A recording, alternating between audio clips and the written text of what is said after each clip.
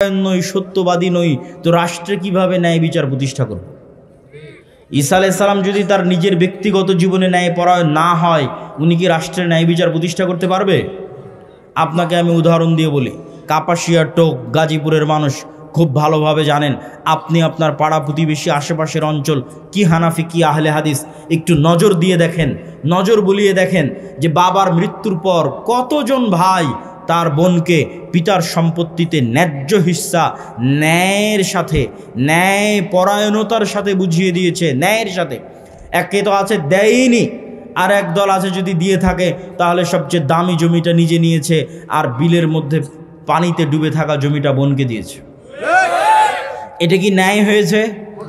ন্যায় হয়নি, অন্যায় হয়েছে। এবার বলেন, এই মুসলমান, যেই মুসলমান নিজেকে মুসলিম বলে দাবি করছে, সে ন্যূনতম তার পরিবারে তার রক্তের সম্পর্কের বোনকে আল্লাহর দেওয়া সম্পত্তি ন্যায়ের সাথে বুঝিয়ে দিতে পারেনি।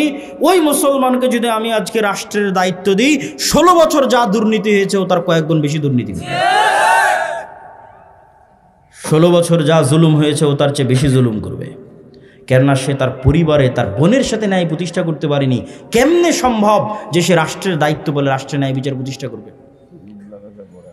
উদাহরণ 2, আপনাদের এই কাপাসিয়া টোক গাজীপুর অঞ্চলের মানুষ মিলিয়ে দেখেন, এরকম অসংখ্য জায়গায় বিবাহ হচ্ছে যেখানে মুসলিম মেয়ের বিবাহ হচ্ছে যৌতুকের ভিত্তিতে।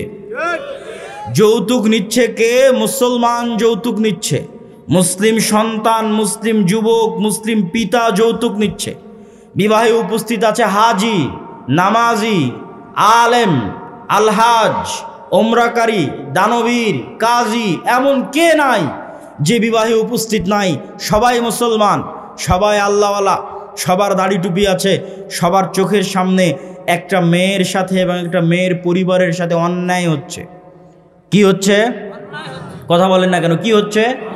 অন্যায় হচ্ছে। আপনি নিশ্চিত থাকেন, এই যে যুবক তার স্ত্রীর কাছে যৌতুক নিয়েছে, এই যে ছেলের পরিবার যে ওই মেয়ের পরিবারের থেকে যৌতুক নিয়েছে, আর ওই বিবাহে যত মুসলমান উপস্থিত হয়েছে, এদেরকে আজ এখন যদি রাষ্ট্রের দায়িত্ব দেওয়া হয়, তো গত 16 বছর যা দুর্নীতি হয়েছে আর একদিনে তার চেয়ে বেশি দুর্নীতি করে। তাহলে কিভাবে আপনি বলবেন যে ইসলাম রাষ্ট্র ক্ষমতায় প্রতিষ্ঠিত হবে? এই সমস্ত মুসলমানদের দিয়ে, যারা অন্যায়কারী, মিথ্যুক, দুর্নীতিবাজ, তাদের দিয়ে ইসলাম প্রতিষ্ঠিত হবে রাষ্ট্রে? অসম্ভব, অসম্ভব। ইসলামের ব্র্যান্ডিংই হচ্ছে ন্যায় বিচার প্রতিষ্ঠা। তো ন্যায় বিচার প্রতিষ্ঠা করতে হলে আগে আপনাকে ন্যায়পরায়ণ হতে হবে। এবং ন্যায়পরায়ণ হওয়ার গুরুত্ব, তাৎপর্য কোরআন এবং হাদিসে কত বেশি।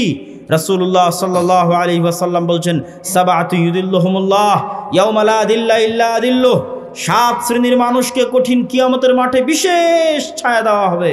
তার 1 নম্বরে কোনো নামাজি, হাজি, তাহাজ্জুদ গুজার দানবীরকে স্থান দেওয়া হয়নি, স্থান দেওয়া হয়েছে ইমামুন আদিল, ন্যায়পরায়ণ দায়িত্বশীলকে স্থান দেওয়া হয়েছে। ন্যায়পরায়ণতা বড় কঠিন জিনিস, বড় ভয়ঙ্কর জিনিস। রাসূলুল্লাহ সাল্লাল্লাহু আলাইহি ওয়াসাল্লাম সন্তানদের মধ্যে আদর করতেও ন্যায় প্রতিষ্ঠা করতে বলেছেন। আল্লাহ সুবহানাহু ওয়া তাআলা বিবাহ করতে গিয়ে স্ত্রীর উপর ন্যায় প্রতিষ্ঠা করতে বলেছেন। ন্যায় নিশ্চিত না করতে পারলে অতিরিক্ত বিবাহ করতে নিষেধ করেছেন। আল্লাহ সুবহানাহু ওয়া তাআলা ন্যায়ের আদেশ দিতে গিয়ে বলেন, ইন্নাল্লাহা ইয়া'মুরুকুম বিল আদল, আল্লাহ তোমাদেরকে ন্যায়ের আদেশ দিচ্ছে। আল্লাহ ন্যায়ের আদেশ দিতে গিয়ে বলেন, ওয়ালা ইয়াজরিমান্নাকুম শানআনু কওমিন আলা আল্লা তা'দিলু, দুনিয়ার মানুষ, দুনিয়ার মুসলমানেরা, মুমিনেরা জেনে রাখো, কোনো জাতি, কোনো গোত্র, কোনো সম্প্রদায়ের প্রতি তোমার অন্তরে যে রাগ, ক্ষোভ, বিদ্বেষ লুকিয়ে আছে, এটা যেন তার প্রতি ন্যায় আচরণ করতে তোমাকে বাধা না দেয়। এটাই তাকওয়া। ন্যায়পরায়ণ হওয়াই তাকওয়া। কেননা আল্লাহ নিজে ন্যায়পরায়ণ। পৃথিবীতে যত নবী রাসূল পাঠিয়েছেন সব ন্যায়পরায়ণ। আর আপনি মুসলমানদের বাড়ি ঘর, রাষ্ট্র, পরিবার, ফ্যামিলি, ইসলামী দল, ইসলামী আন্দোলন, ইসলামী সংগঠন, মসজিদ, মাদ্রাসা, যেখানে যাবেন বাহ্যিক রিচুয়ালস আছে, বাহ্যিক আনুষ্ঠানিকতা আছে, নাই তো কি নাই? ন্যায় নাই। ইসলামী দলের আমির ওই কর্মীকেই পদ দিয়ে রেখেছে যে বেশি চামচামি করে, আর ওই কর্মীকে দল থেকে বের করে দিয়েছে যে বেশি কর্মঠ হয়ে কাজ করে। তো ওই আমির তো তার দলই ন্যায় প্রতিষ্ঠা করতে পারেন, ও রাষ্ট্রে কিসের ন্যায় প্রতিষ্ঠা করবে? মাদ্রাসার পরিচালক, মসজিদের সভাপতি, তার মসজিদের ইমাম, মুয়াজ্জিন, খাদেম, মাদ্রাসার স্টাফ, দায়িত্বশীল, তাদের প্রতি ন্যায় প্রতিষ্ঠা করতে পারেনি, তো রাষ্ট্রে কিসের ন্যায় প্রতিষ্ঠা করবে? নামাজ আছে, বাহ্যিক আনুষ্ঠানিকতা আছে, কিন্তু নেতা হওয়া যায় না এগুলো দিয়ে। নেতা হতে হলে ন্যায়পরায়ণতা লাগে, নেতা হতে হলে সত্যবাদিতা লাগে। আজকের মুসলমানদের চারিত্রিক অধপতন, মিথ্যা এবং অন্যায়ের দিক থেকে মুসলমানদের চারিত্রিক অধপতন আজ থেকে 1400 বছর পূর্বের মক্কার কাফের মুশরিক কুরাইশদের চাইতে নিম্ন অবস্থায় আছে। আমি বাড়িয়ে বলিনি, দলিল সহ বলতেছি, আজকের মুসলমানদের ব্যক্তিত্ব আবু সুফিয়ান, কাফের মুশরিক অবস্থায় আবু সুফিয়ানের যে ব্যক্তিত্ব ছিল তার চেয়ে নিকৃষ্ট অবস্থায় আছে।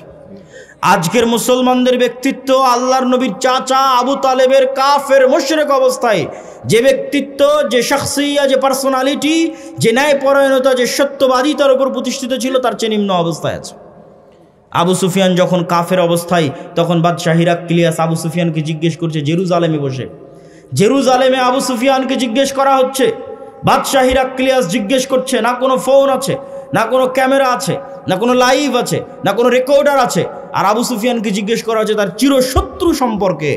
অথচ আবু সুফিয়ান একটা কথা তার শত্রু মুহাম্মদ সাল্লাল্লাহু আলাইহি ওয়াসাল্লাম সম্পর্কে মিথ্যা কথা সেই দিন বাদশাহ হিরাক্লিয়াসের দরবারে দাঁড়িয়ে বলেনি।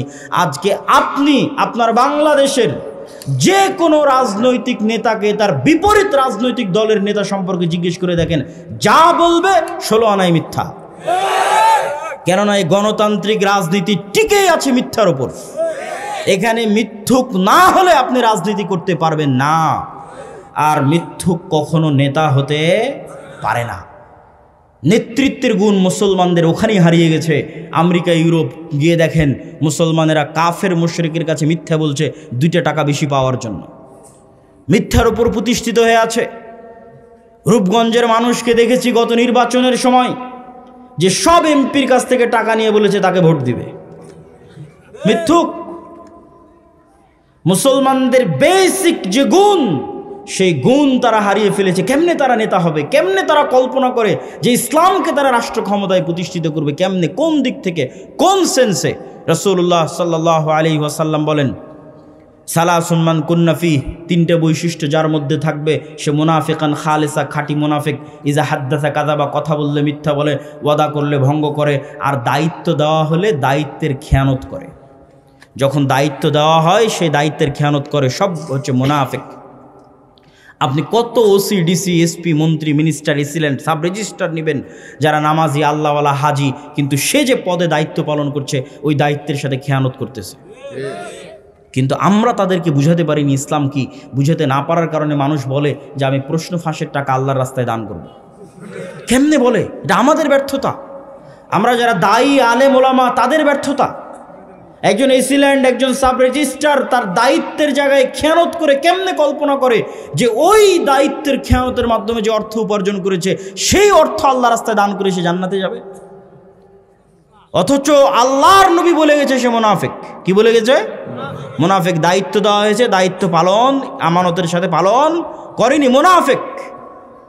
তো মুনাফিক মুসলিমের নামাজ দিয়ে কি হবে?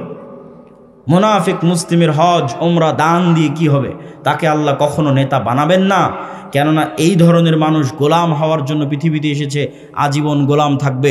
এই জন্য রাসূলুল্লাহ সাল্লাল্লাহু আলাইহি ওয়াসাল্লাম মুসলমানদের যেন সেলফ রেসপেক্ট ঠিক থাকে, মুসলমানদের যেন আত্মমর্যাদা, আত্মসম্মান ঠিক থাকে। মিথ্যা বললে আত্মসম্মান থাকে না, অন্যায় করলে আত্মসম্মান থাকে না, নেতা হওয়া যায় না। তো মুসলমানেরা যেন নেতা হতে পারে, মুসলমানদের যেন আত্মমর্যাদা, আত্মসম্মান ঠিক থাকে। এই জন্য আল্লাহর নবী বলতেন, তার নিজের আত্মমর্যাদা, আত্মসম্মান ঠিক রাখার জন্য বলতেন, আল্লাহুম্মা ইন্নী আউযু বিকা মিনাল মাআসামি ওয়াল মাগরাম। আল্লাহ, পাপ থেকে বাঁচতে চাই, কর্জ থেকে বাঁচতে চাই, ঋণ থেকে বাঁচতে চাই। আর এক দোয়ার মধ্যে আল্লাহ নবী বলছেন, আল্লাহুম্মা ইন্নী আউযু বিকা মিনাল হাম্মি ওয়াল হুজনি। বলতে বলতে বলছেন, ওয়া গালাবাতিদ দাইনি ওয়া ওয়াজালিদ দাইনি। হে আল্লাহ, ঋণের বোঝা থেকে পরিত্রাণ চাই, ঋণের বোঝা থেকে বাঁচতে চাই। আল্লাহর নবীকে জিজ্ঞেস করা হলো, কেন আপনি এত লোন থেকে বাঁচতে চান? আল্লাহর নবী উত্তরে বলছেন, ইজাস্তাদানা রাজুল বাদা ইউকাযযিব। মানুষ যখন লোন নেওয়া শুরু করে মিথ্যা বলা শুরু করে। এইটা ছিল আমাদের মূল পয়েন্ট, যে মুসলমানের আত্মমর্যাদা যেন নষ্ট না হয়। মিথ্যা বললে আত্মসম্মান থাকে না। এই জন্য আল্লাহর নবী নিজে লোন থেকে বাঁচতে চাইতেন, মুসলিম উম্মাকে লোন থেকে বাঁচার জন্য বলতেন। কিন্তু আপনি যান গ্রামে গঞ্জে, কয়টা বাড়ি আপনি খুঁজে পাবেন যারা কিস্তির সুদের ভিত্তিতে লোন নেয়নি, আর প্রত্যেক দিন ওই লোনওয়ালাকে, ওই কিস্তিওয়ালাকে মিথ্যা বলতেছে না, পুরো পরিবার মিলে মিথ্যা বলছে, নিজে মিথ্যা বলছে, স্ত্রীকে মিথ্যা বলাচ্ছে, সন্তানকে মিথ্যা বলাচ্ছে। যেই পুরো একটা পরিবার মিথ্যার উপর গড়ে উঠছে, এই পরিবার রাষ্ট্র ক্ষমতা ইসলাম প্রতিষ্ঠা করবে? এই পরিবার বাংলাদেশকে ভারতের গোলামি থেকে মুক্তি দিবে? অসম্ভব। আমি বলেছি, এই জন্য আমার কথা মনোযোগ দিয়ে মনে করে যাবেন। আমি বলেছি মুসলমানদের নিজের দিনের উপর কনফিডেন্স নাই, মুসলমানদের নিজের দিনের উপর, নবীর সুন্নাতের উপর কনফিডেন্স নাই। কার থেকে উদাহরণ দেখবেন? ইহুদির থেকে উদাহরণ দেখবেন আর হিন্দুর থেকে উদাহরণ দেখবেন। 1947-এ ভারত প্রতিষ্ঠা হয়েছিল সেকুলারিজমের উপর। জওহরলাল নেহরু, গান্ধী, মৌলানা আবুল কালাম আজাদ প্রতিষ্ঠা করেছিলেন সেকুলারিজমের উপর। আর 47-এ পাকিস্তান আর বাংলাদেশ প্রতিষ্ঠা হয়েছিল ইসলামের নামে, ইসলামের উপর। আজ 70, 75, 80 বছর পার হয়ে গেছে, ভারত সেকুলারিজম থেকে বের হয়ে হিন্দুত্ববাদের মতো একটা ভ্রান্ত মতবাদকে রাষ্ট্রে প্রতিষ্ঠিত করেছে। আর মুসলমানেরা পাকিস্তান আর বাংলাদেশের মতো মুসলিম রাষ্ট্ররা পাল্লা দিচ্ছে পৃথিবীকে দেখানোর জন্য, দেখো আমি কত বড় সেকুলার, আমি কত বড় ধর্মবিদ্বেষী, দেখে যাও আমাকে, কত বড় সেকুলার, আমাকে চিনে যাও, আমাকে একটু দাম দাও, মূল্যায়ন করো। আজকের বাংলাদেশের মুসলমানেরা ভারতের যে ঘটনাগুলো আছে সেগুলো নিয়ে ট্রল করে, যুবকরা ট্রল করে, ফেসবুক, ইউটিউব, বলে তাদের টয়লেট নাই বা উমুক নাই তুমুক নাই, বা তারা গোমূত্র পান করে ইত্যাদি নিয়ে ট্রল করে। আমার কথা হচ্ছে, ও যদি গোমূত্রও পান করে, তো গোমূত্রের মতো একটা ভ্রান্ত জিনিসের উপর তার কনফিডেন্স কোন লেভেলের যে ওইটাকে রাষ্ট্র পর্যন্ত নিয়ে চলে গেছে। তুমি তোমার নবীর কয়টা সুন্নাত তোমার জীবনে, তোমার পরিবারে, তোমার সমাজে, তোমার রাষ্ট্রে বাস্তবায়ন করেছে? তুমি কত বড় মরদ দেখাও। হিন্দুরা মরদ, ভারতের হিন্দুরা মরদ, তাই হিন্দুত্ববাদকে রাষ্ট্রে প্রতিষ্ঠিত করেছে। তুমি কোন লজ্জায় তাকে নিয়ে ট্রল করো? তুমি যদি তাকে নিয়ে ট্রল করতে চাও, তো তোমার নবীর সুন্নাতকে তোমার জীবনে বাস্তবায়ন করে দেখাও, যে হ্যাঁ আমি পুরুষ, আমি কাপুরুষ না, আমি সাহসী বীর পুরুষ, আমারও আমার নবীর দিনের সুন্নাতের উপর কনফিডেন্স আছে, আত্মবিশ্বাস আছে। লন্ডন শহরে জরিপ চালান, কয়টা ইহুদির মুখে দাঁড়িয়ে আছে আর কয়টা মুসলমানের মুখে দাঁড়িয়ে আছে। মুসলমানের তার নবীর সুন্নাতের উপর আত্মবিশ্বাস কতটুকু, আর ইহুদির তার নবীর সুন্নাতের উপর আত্মবিশ্বাস কতটুকু, জরিপ চালান। আত্মবিশ্বাস বিক্রি করে দিয়ে, আত্মমর্যাদা বিক্রি করে দিয়ে কখনো আপনি মুক্তি পাবেন না, গোলামি থেকে মুক্তি পাবেন না। আপনাকে নিজের নবীর সুন্নাতের উপর কঠোর থেকে কঠোর আস্থাভাজন হতে হবে, আত্মবিশ্বাসী হতে হবে, দৃঢ় সংকল্প হতে হবে, ন্যায়পরায়ণ হতে হবে, সত্যবাদী হতে হবে, তবে আপনি নেতা হতে পারবেন। অটোমেটিক আপনার মতো মানুষকে দিয়ে আল্লাহ রাষ্ট্র ক্ষমতা ইসলাম প্রতিষ্ঠা করে দিবে, জোর করা লাগবে না, আল্লাহর দয়ায় প্রতিষ্ঠিত হয়ে যাবেন। আর যদি ন্যায় না থাকে, সত্য না থাকে, নিজের নবীর দিনের উপর কনফিডেন্স না থাকে, কম্প্রোমাইজ করার মানসিকতা থাকে, তাহলে যতই বক্তব্য দেন, অন্তত আপনার মতো মানুষকে দিয়ে আল্লাহর ঠেকা পড়ে নিজের রাষ্ট্রে ইসলাম প্রতিষ্ঠা করতে হবে, দিয়ে ইসলামকে কলঙ্কিত করতে হবে। বিকৃত ইসলাম প্রতিষ্ঠা করে, কম্প্রোমাইজড ইসলাম প্রতিষ্ঠা করে ইসলামকে কলঙ্কিত করতে হবে, এই ঠেকা আল্লাহ সুবহানাহু ওয়া তাআলার পড়েনি। সম্মানিত উপস্থিতি, বক্তব্য আমি দীর্ঘায়িত করতে চাই না। বক্তব্যের এই পর্যায়ে এসে আপনাদের সাথে কয়েকটি জরুরি গুরুত্বপূর্ণ কথার 1 নম্বর জরুরি গুরুত্বপূর্ণ কথা হচ্ছে, আগামী 13-14 ফেব্রুয়ারি কি আছে বলতে পারবেন? আগামী 13-14 ফেব্রুয়ারি আপনাদের এখান থেকে খুবই নিকটে এখনও জামিয়া সালাফিয়া রূপগঞ্জ নারায়ণগঞ্জে মদিনা ইসলামী বিশ্ববিদ্যালয়ের একজন প্রফেসর অবস্থান করছেন, ছাত্রদেরকে দার্স দিচ্ছেন। আল জামিয়া সালাফিয়া বাংলাদেশের মাটিতে এমন এক ব্যতিক্রম প্রতিষ্ঠান যেখানে সবসময় বিদেশি শিক্ষক অবস্থান করে, ভারত, পাকিস্তান, সৌদি আরব সব দেশের শিক্ষক মণ্ডলী সবসময় অবস্থান করে, এরকম এক ব্যতিক্রম শিক্ষা প্রতিষ্ঠানের নাম জামিয়া সালাফিয়া।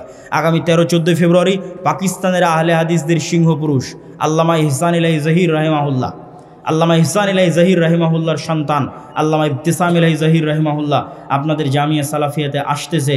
আপনাদেরকে ব্যাপক উপস্থিতির মাধ্যমে তাকে স্বাগতম জানাতে হবে, বলেন ইনশাআল্লাহ। আপনাদের স্বতঃস্ফূর্ত অংশগ্রহণের উদাত্ত আহ্বান। 2, আদ-দাওয়া ইলাল্লাহর মাধ্যমে মসজিদ ভিত্তিক দ্বীন শিক্ষা। আপনাদের এই অঞ্চলে প্রায় 19-20 থেকে 30টা আহলে হাদিস মসজিদ আছে। এই মসজিদগুলোতে মক্তব চলে কিনা, মক্তব চললে ভালোভাবে চলে কিনা, শিক্ষকের ট্রেনিং আছে কিনা, সিলেবাসের বাস্তবায়ন আছে কিনা, কেউ খোঁজ খবর নেয় কিনা, একদিন একটু বসে আপনাদের মসজিদের ইমামদেরকে আল জামিয়া সালাফিয়া ডাঙ্গিপাড়া পবা রাজশাহীতে পাঠান, কোনো যাতায়াত খরচ দিতে হবে না, কোনো থাকা খাওয়া খরচ দিতে হবে না, কোনো ট্রেনিং ফি দিতে হবে না। ওই ইমামের এখান থেকে রাজশাহী যাওয়ার খরচও আর দাওয়া ইলাল্লাহ দিবে, জামিয়া সালাফিয়া দিবে। আবার 10 দিন ব্যাপী ওখানে থাকবে, খাবে, ট্রেনিং দিবে, তার সকল ব্যবস্থাপনা জামিয়া সালাফিয়া দাওয়া ইলাল্লাহ করবে। আবার ওখান থেকে রওনা দিয়ে আপনার কাপাসিয়া টোক গাজীপুরে আসবে, সেটার যাতায়াত খরচও তার হাতে দিয়ে হবে। আবার মক্তবে যে সিলেবাসটা বাস্তবায়ন করবে সেই বইটা পর্যন্ত কত ছাত্র সংখ্যা মক্তবে উপস্থিত আছে তার উপর ভিত্তি করে সম্পূর্ণরূপে ফ্রি দেওয়া হবে। এই ব্যবস্থাপনা নিয়ে আমরা অপেক্ষা করছি। আপনি যদি না যান তাহলে এর জবাব আপনি দিবেন আল্লাহর দরবারে, আমরা আল্লাহ সুবহানাহু ওয়া তাআলার দরবারে দিব না। আমরা বিশ্বাস করি শুধু মাদ্রাসা প্রতিষ্ঠা করে 2% মুসলমানকে দিন শেখানো সম্ভব, আর মসজিদগুলোকে শক্তিশালী প্রতিষ্ঠান বানিয়ে 100% মুসলমানকে দিন শেখানো সম্ভব। অতএব মসজিদগুলোকে আর দাওয়া ইলাল্লাহর সাথে সম্পৃক্ত করেন। সকল ব্যবস্থাপনা নিয়ে আমরা বসে আছি। আপনাকে এক ধাপ একটু এগিয়ে আসতে হবে, আপনাকে এক ধাপ একটু উদার হতে হবে। 3 মাসিক আল ইতিসাম, যদিও আজকে কোনো বই পুস্তক কিছুই নিয়ে আসেনি, তারপরেও আপনাদের সামনে বলে যাই, বাংলাদেশের এক ব্যতিক্রম পত্রিকা যার ফতোয়া এই বিদেশি আলেম ওলামাদের উপস্থিতিতে, দেশি আলেম ওলামাদের উপস্থিতিতে, শাইখ আব্দুর রাজ্জাক বিন ইউসুফের উপস্থিতিতে লেখা হয়, পর্যালোচনা পরিচালনা করা হয়, সেই ফতোয়া আপনাদের কাছে আসে। আমি নিয়মিত লিখি, সম্পাদকীয় লেখা আছে। এই মাসের সম্পাদকীয় আছে দামেস্ক বিজয়ের উপর, যে দামেস্কের ঘটনা কিছুক্ষণ আগেই বললাম, যে ঈসা আলাইহিস সালাম বললেন যে তিনি যতক্ষণ কিয়ামত হবে না, যতদিন ঈসা আলাইহিস সালাম না আসবে, তো এসে কি করবে? ক্রুশ ভেঙে দিবে। কেন ক্রুশ ভাঙবে? ঘটনা পড়ে দেখেন মাসিক আল ইতিসামে। কেন ক্রুশ ভাঙবে? ক্রুশ ভাঙবে এই জন্য যে তৎকালীন পৃথিবীতে মুসলমান আর রোমান খ্রিস্টানদের একটা চুক্তি হবে। 1 মিনিট, বেশি সময় নিব না, অধৈর্য হওয়ার কিছু নয়, আপনাদের চেয়ে বেশি দূরে আমরা যাব।